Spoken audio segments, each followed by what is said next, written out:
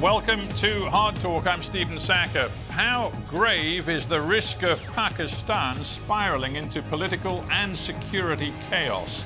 Terror attacks continue to impose a heavy toll, whilst the nation braces for a potentially destabilizing election season.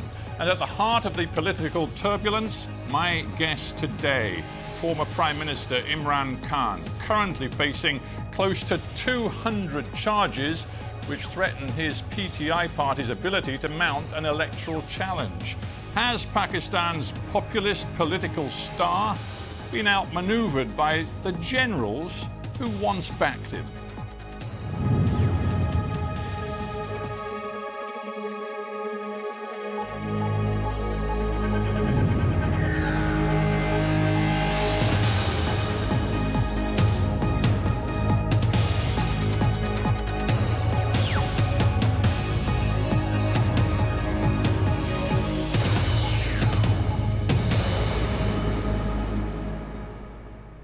Imran Khan in Lahore, Pakistan, welcome to Hard Talk.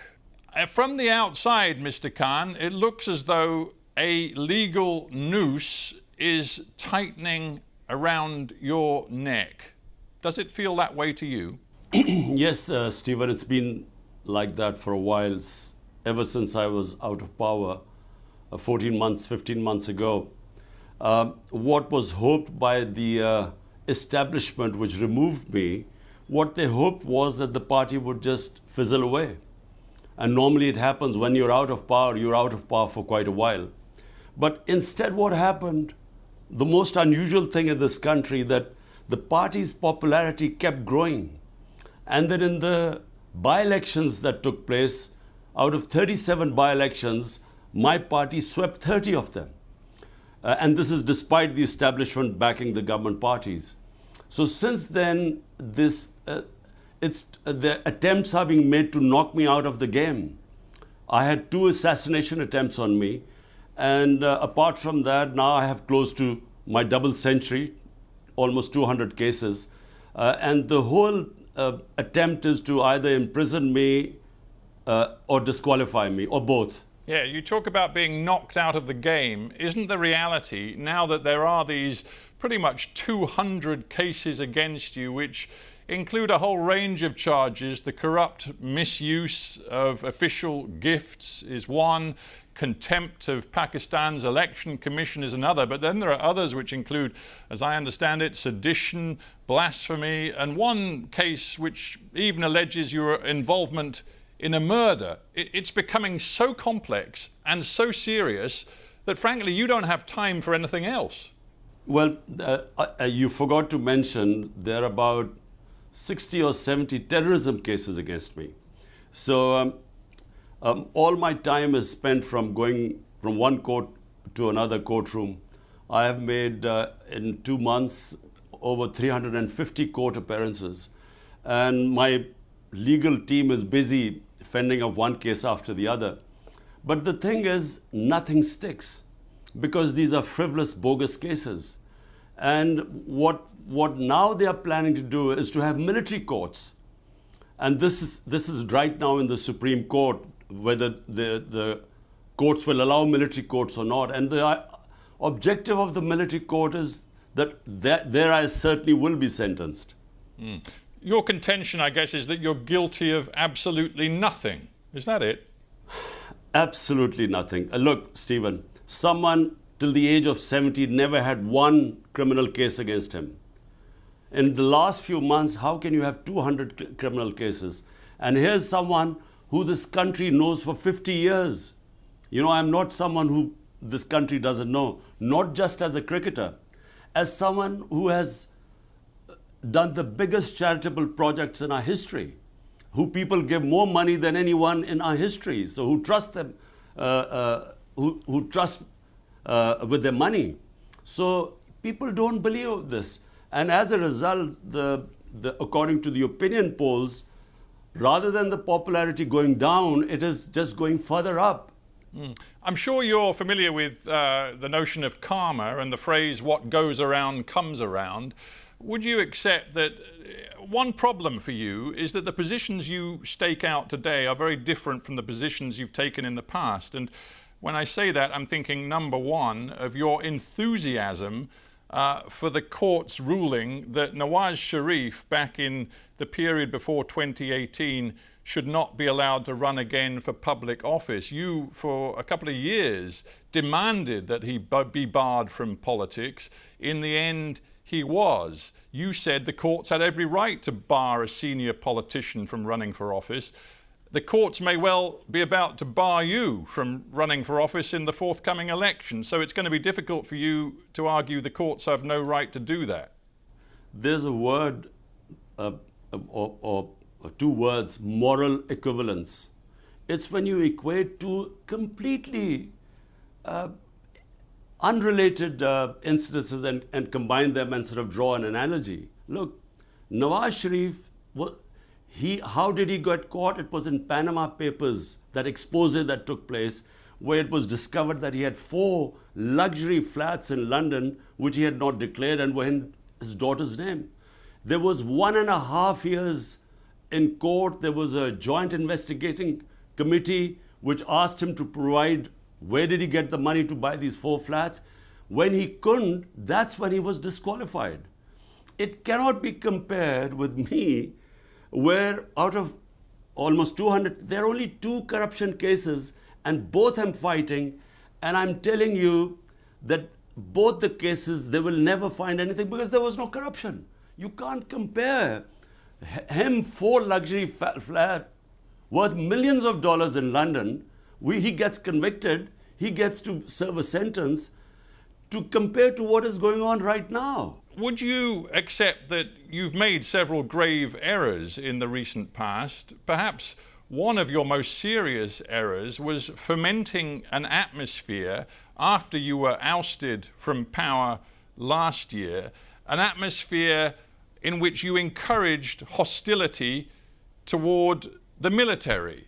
And when you were arrested in May of this year, your supporters immediately took to the streets in violent protest, which included violence directed against military targets, including the house of one senior general. They were your people responding to your rhetoric. Well, Stephen, let me just answer this one by one. Number one, in my 27 years in politics, never have I told anyone ever to be violent. All our protests have been within the Constitution, peaceful protest, which is allowed when we feel any injustice, it is our right to have a protest. And that's what we've done. We did the longest ever protest of 126 days, and not one act of violence ever took place. There were peaceful protests. We used to protest and go back. So first, let me make it clear, and this is what the courts have discovered. When they tried to accuse us, when the government accused us of attacking army buildings, the courts, two judgments now have cleared us that none of us were involved in any of violence. We believe that there should be independent investigation into just four places where the violence took place. But hang on, did you not think for a moment, knowing Pakistan as you do, the polarized feelings amongst your people, did you not think for a moment it was irresponsible of you in the months running up to May 9th of this year to be accusing the military of essentially running a puppet government, of launching a coup d'etat, of taking over Pakistan and completely undermining its democracy? Did you not for a moment think that that might lead to trouble? So, Stephen, what you're saying is that I should not tell what was the truth? Everyone in Pakistan knows what happened.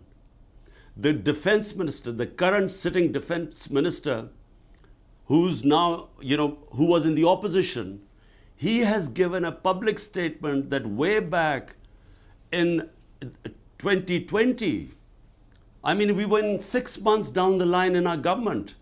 He said that the army chief told him categorically that he wanted to get rid of my government. And had it not been for 2 years of COVID-19, which is why he held back, that's the only reason he didn't remove our government. Now, this is from the current defense minister. So no one in this country is in any doubt that it was the ex-army chief who removed my government. In fact, he has bragged. He said he thought Imran Khan was dangerous for Pakistan. That's why he removed me. So this is just a fact. Well, no one. I talked about karma. Yeah, I talked about karma before. The truth is, you rode the tiger of military support for their political candidate. You rode that tiger yourself in 2018. You were close to the military. You remained close to the intelligence services and the military in your early years in power.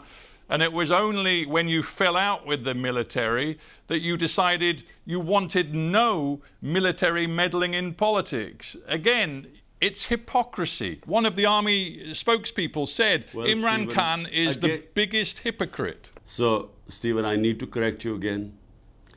My party is the only party that was not created by military dictators.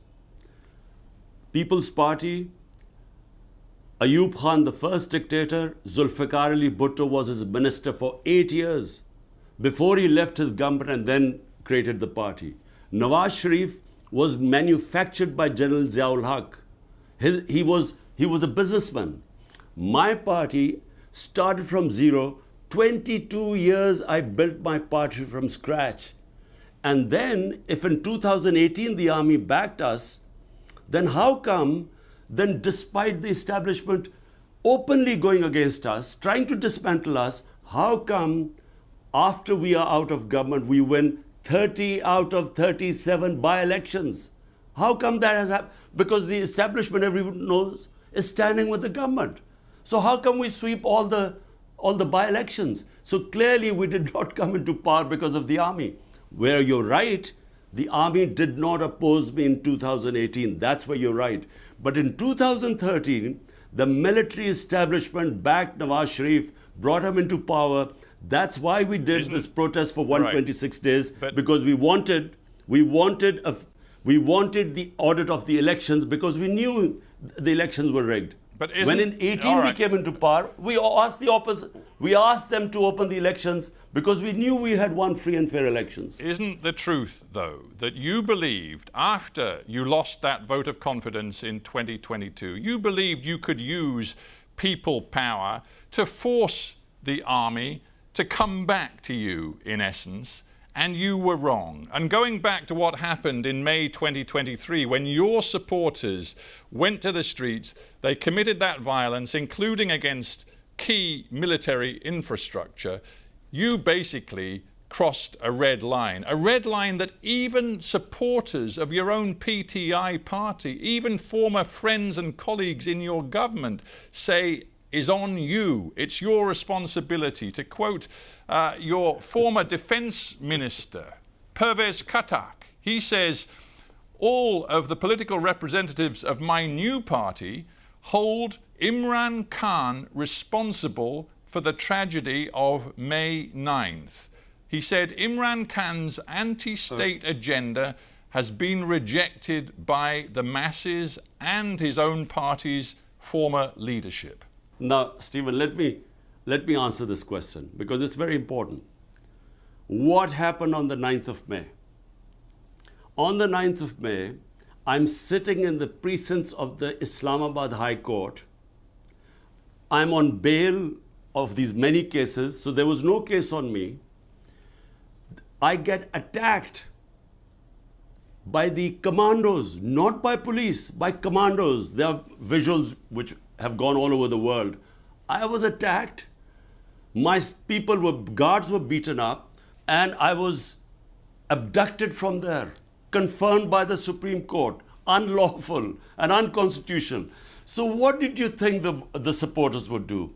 When they saw the army, the commandos picking me up from there, was there not going to be a protest? But remember, when I was shot and 12 of my other people were wounded, 1 dead, despite that there was no burning, there was no arson. There were peaceful protests, but there were protests without any arson. So how come, this is the big question, when they see me being dragged like the head of the biggest party, abducted, there was going to be a reaction. Now, point is, Were we involved in the arson? Arson only took place in 4 buildings. Okay. They put 10,000 of our workers in jail. Now, Stephen, you've got to listen to this. This is very important. This was all pre-planned. The way the police could have picked me up. Why did they need commandos to pick me up and beat everyone up? Because they wanted a reaction. And but the reaction was peaceful, as it's always been. I want to stop you, Imran Khan, because you have made it clear you accept no responsibility for the violence around May 9th. I understand that, but my point really was to focus on the fact that since May 9th, the extreme pressure put on your PTI party, some of its members from the most senior to the most junior, has led to the implosion of your party. Some of your most senior former lieutenants like Fawad Chowdhury, Pervez Khattak, whom I've mentioned, Jahangir Tareen, they've all left. Some of them have set up new political parties. Your party, as it was, frankly, no longer exists. If my party doesn't exist, why don't they announce elections? Why did they run away from the elections stipulated by the Constitution, announced by the Supreme Court on the 9th of May in 60% of Pakistan versus Punjab? They ran away from the elections. Now they're trying to run away from the elections in October. So if my party is finished, they shouldn't be worried. The problem is the party is intact. They have tried everything. They have put 10,000 of people in jail, including women, never done before, peaceful protesters. And worse, they have put people through torture. We've faced custodial torture. It's never happened in the history of this country. And under pressure, some people have left, but the vast majority of people are in hiding today in Pakistan. All my senior leadership, which is not arrested, few of them have defected. The rest are in hiding. My workers are in hiding. I am the only one, with 1 or 2 other guys who are not in hiding, but we are more or less house arrested. But that's the point. So, that's the point. Hang on. We don't have much time. Let's keep some brief questions and answers. Fawad Chowdhury, who we've had on this show, who was very loyal to you, but now has quit politics, saying he can't work with you anymore. He said the other day, you, Imran Khan, have to find a way to build bridges to the mainstream politicians. And he even mentioned Nawaz Sharif. He said the country is on the brink of a terrible crisis. And it's incumbent upon you to put your own interests aside and reach out to Nawaz Sharif and others. Are you prepared to do that? The fact that the country is on the brink of a major disaster is true. We really are heading what I feel are the dark ages, because we basically have an undeclared martial law in Pakistan. I mean, the country evolved towards a democratic process over last 20 years, and suddenly there's no media which is free, and the judiciary, they're trying to control that. So we are heading in the dark ages. But what is the answer? Is the answer to shake hands with people who've been robbing this country for 30 years? I came into politics because the 2 families had destroyed our country economically. I came in because I wanted to bring the powerful under the rule of law, which is why my party was called Movement for Justice, Rule of Law. And now, am I supposed to join the same people who are responsible for destroying the rule of law in this country, who are above law, so that I again, what for? To come into power? I'd rather not come into power. I'd rather stay in the opposition. But let's stick with this idea. What's the point of coming into power if you can't bring justice here? Right, but let's stick with the idea that Pakistan faces a catastrophic future if political instability feeds into security instability, and we see that the suicide bombings, the terror continues, particularly aimed at political parties right now. And also we see a potential economic catastrophe with an IMF bailout which just stopped the country defaulting, but which nonetheless leaves Pakistan in a parlous position. Your country can't afford the political chaos that will come if you try to run in the forthcoming election. It just can't afford it. Stephen, look, the only solution to Pakistan, and any sensible person in this country will confirm this, the only solution, there is no other solution. Free and fair elections. That's the only way we will get out of this mess. What is happening is that in order to keep me out, they are dismantling our democracy. And what you're seeing in the rise in terrorism, the whole province of pakistantehreek-e-insaf, which is on the border of Afghanistan, why was there no terrorism when we were in power for 3.5 years? Why is it suddenly the terrorism is going up? Because they are no longer represented. The government in Pakhtunkhwa, where the terrorism has started, and in Balochistan, there has been a caretaker government which is not representative of Pakistan, doesn't belong to the people, and that's going there for 8 months. It's illegal, it's unconstitutional. So the answer is free and fair elections. Let the people select their own representatives and then let them sort out the problems of Pakistan. We as a representative government had brought down terrorism in Pakistan. You right now are sitting in Lahore. Every time you try to leave your home, you have to negotiate all of the armed guards and the security that surrounds you.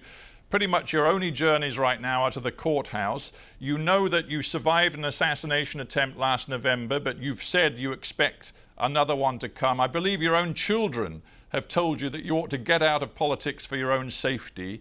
Why will you not heed that advice? Because it may be the only way to calm tensions in your country. Stephen, what you're saying is that we should accept slavery and not have freedom. Democracy means freedom. So what you're basically telling me is that in order to accept this fascist government, which is destroying our civil liberties by the day, they're about to pass a bill, just so that you know what we are facing right now. They're passing a bill which is called Prevention of Extreme Violence. The intelligence agencies can break into anyone's house without an arrest warrant. They can pick anyone up. They can try people in military courts without access to justice. This is what we are facing now. Unfortunately, the country has been taken over by fascists and they are petrified of elections. Reason why I'm suffering is because they know that elections we would win, hands down. And because of that, they are not only dismantling our democracy, it means we should accept that we don't have any freedom. How can we accept that? You've made a series of allegations. You've made a series of allegations about this government, which of course the current Pakistani government would absolutely deny. But what is clear is that if elections are to be held this year, you have a choice. You either try to run or you back off because it could send Pakistan over the edge. What are you going to do? What will save Pakistan are free and fair elections. Stephen, make no mistake about it, because that will give it political stability, a government backed by a public mandate. If it comes in for 5 years, will give us political stability, and that will then give us economic stability. At the moment, there is no political stability and the economy is just tanked. And this terrorism is an offshoot.